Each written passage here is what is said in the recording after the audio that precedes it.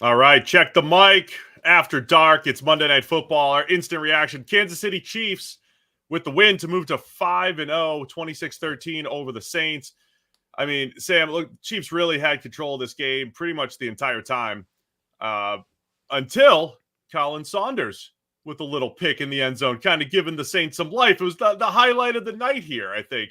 Didn't see it, Kalen Saunders trying to, have a little interception return there. So Chiefs really dominated this one from start to finish. I thought the Saints needed to hit some of those deep shots that Derek Carr was taking, only hit one of them. Derek Carr injured at the end. Also, one of the stories we're going to be tracking coming out of this game. Yeah, really, the most complete Chiefs game I think we've seen for a long time. Like the defense was really impressive. They were getting after the Saints. They really caused problems, and it was only those like occasional, massive sort of high leverage chunk plays that the Saints were trying to get back uh, in contention with. And then the other side, like this was the best version of the Chiefs offense we've seen in a while as well. Travis Kelce in the first half really got going, was the main, basically the only receiver they had going in the first half, including breaking out the rugby laterals, which is always a good idea. But the Chiefs offense was cooking. Kareem Hunt is the main bell cow in the backfield. Patrick Mahomes having one of his better games in terms of just utterly freakish pocket movement, the kind of stuff we think of Mahomes, his kind of party tricks of just evading people, making plays, picking up first downs with his legs. That's as good as Kansas City have looked from a sort of top to bottom perspective in a long time. Yeah, Kareem Hunt finishes with 102 yards on the ground. Carson Steele also running a little bit, 5 carries for 12 yards. Xavier Worthy with a rushing touchdown handed off from Travis Kelce. Felt like, look, the Chiefs stalled in the red zone a couple times. You're absolutely right. I think play for play, probably the best their offense has looked all season, maybe at least since the Ravens game. Stalled in the red zone a couple times, including that interception. But one of the trick plays didn't seem like they were working all that well for much of the season. But Travis Kelce lining up as quarterback, handing it off to Xavier Worthy for the running touchdown there. But yeah, the Chiefs offense moved the ball extremely well. Open receivers over the middle of the field. Mahomes, again, I thought he took care of the ball. Like the interception wasn't on him. When Mahomes had been throwing interceptions that were his fault and early in games over these last couple of weeks, didn't do that. I thought this felt almost like playoff Mahomes, where he's like, all right, I'm going to throw the ball away when I need to. I'm just going to take better care of the ball than I had recently. And I thought that's why Kansas City stayed on schedule and moved the ball pretty effectively. Yeah, like that. You're right. It's an important sort of development that Mahomes hadn't been playing particularly good football for a while. He had been making major mistakes in terms of turnover-worthy plays, actual turnovers that were being punished as well. And then this game was significantly cleaner. I know, as you said, he got turned over, but it wasn't a bad throw, right? That was a ball that should have been caught for a touchdown. Ends up being sort of deflected upwards, and a defensive tackle picks it off and has a nice little return on the back end of it. So, yeah, this was, I think, a much better Mahomes than we've seen for most of the season.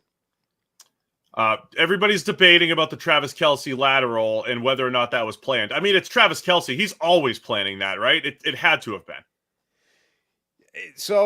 I think it's planned in terms of Kelsey basically just has a green light to do that whenever the hell he wants. Like I don't think it's a design part of that play, but I think that they are aware and he's okay to do that whenever he wants. Like Travis Kelsey is constantly looking for those plays.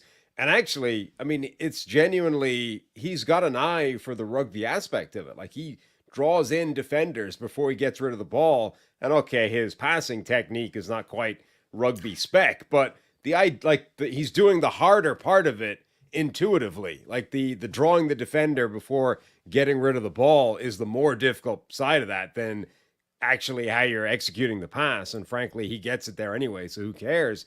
But like that should be a bigger part of the NFL, in my opinion. And I think the Chiefs are aware that Kelce is really good at that. And even if it isn't the called part of the play, it's just part of his, like, it's like quarterbacks being empowered at the line of scrimmage, right? Technically, the coach didn't call that in from the sideline, but he's got the green light to do that if he sees it. Kelce's got the green light to throw that pass whenever he wants. The chat's saying that my stream isn't that. I got my new camera here, hopefully looking a little bit better. Now the stream's killing me here. Now we got to try something better on the maybe go hardwired here going forward. Yeah, so we've upgraded the camera, and now we got. I don't know where to look though. Yeah, I got you're down. I got the picture here, and the camera's there, and my eyes are all over the place. So we're just feeling it out here. We're all in this together here on a Monday night. Instant By the reaction. way, I know Andy Reid said it was a called play, but much like Troy Aikman, I don't believe him. Like, I don't think that that's entirely true. Like, I think that the more honest interpretation of that is he said they run it all the time in practice, right? Which to me actually means Travis Kelce does whatever the hell he wants in practice and is constantly flinging laterals, and we basically just let him do it. That it was on like that I third think and is more 20. what he meant. It was 3rd and 22 or whatever. Like, that's the time to do it, isn't it? I mean, it did feel like P. Ryan just kind of looked up, was like, oh, Travis is doing the thing where he's got the ball and he might throw it, so I'm just going to go get in position here for the lateral.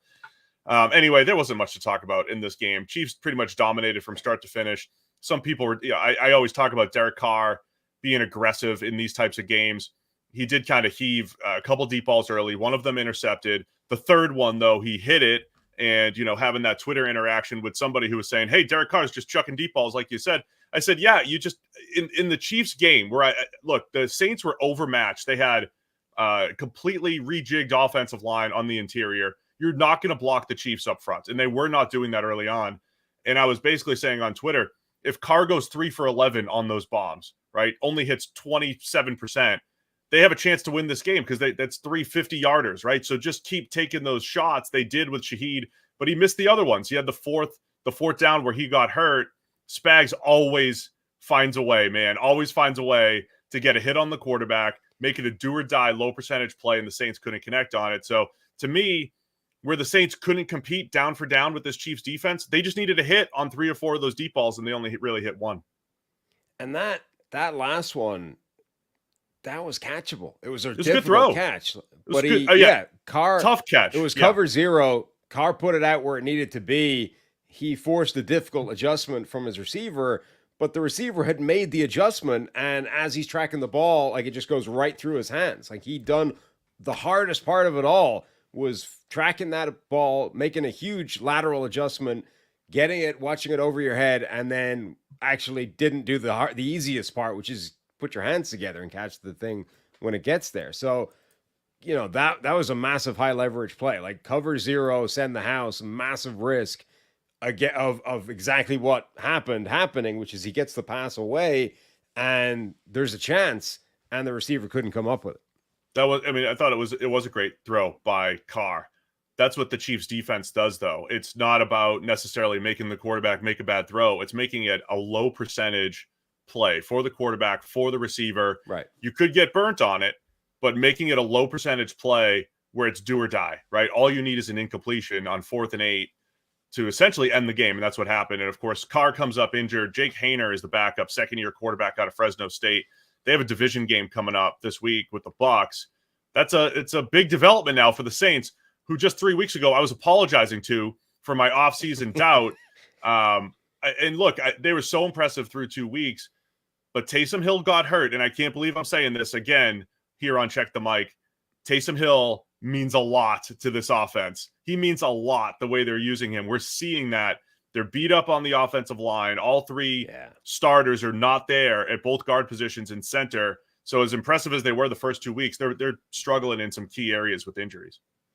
I mean, look, as much as you want to make out that Taysom Hill is the most important player in the entire NFL, I think you hit on a fairly important variable there, which is that offensive line is not the same as it used to be earlier in the season, where it was looking really good. And even then, early in the season, they were in these favorable game script situations. They were doing a really good job of protecting that offensive line and keeping them away from the types of plays where they're being exposed to one-on-one pass rushes and all those kinds of things. Whereas in this game, number one, like, the entire interior is basically hurt, and then they're putting in even more guys, Connor McGovern coming in, having not been there for very long at center. But also, they are also against the game script. They're behind, they're trailing the game, the Chiefs are blitzing, so guys are one-on-one, And now guys like rookie, Talise Fuanga are being exposed one-on-one and are giving up pressure in a way that wasn't happening earlier in the season because they just weren't facing those plays. So, yeah, like, okay, Taysom Hill's a factor, but that offensive line being banged up and knocked out of those sort of favorable game script situations is also a big factor. One other thing we have to note here, you mentioned the Chiefs offense looking really good. And again, efficiency-wise, probably their best game since week 1 against the Baltimore Ravens. They did it with Juju Smith-Schuster going 7 catches for $130. There was a 50-yarder in there, wide open over the middle. Juju Smith-Schuster kind of being rejuvenated here with Rashee Rice now injured. And there's a lot of talk, and we'll probably talk about it this week, about are there receivers to trade for? What should Kansas City do at receiver? I'm not saying Juju Smith-Schuster is the answer, but he just did absolutely nothing for the last year in New England, got released, and the Chiefs are able to bring him back, as they often do, and get the most out of a guy like Juju. Travis Kelce, I don't want to say he's back and looking the same. Like, there's something missing to Travis Kelce's game as far as after the catch. There's so many times where he caught the ball and just went down tonight where maybe he would have made a move and done something previously. But he's back as far as, like, he still knows how to get open. So I think that's an interesting dynamic where Kelce can still get open. I don't think he's going to make those special yak type plays. That's why he's lateraling it, Sam. But Juju Smith-Schuster and Travis Kelce combining for 16 catches for 200 yards as the Chiefs really needed an answer with no Rashee Rice.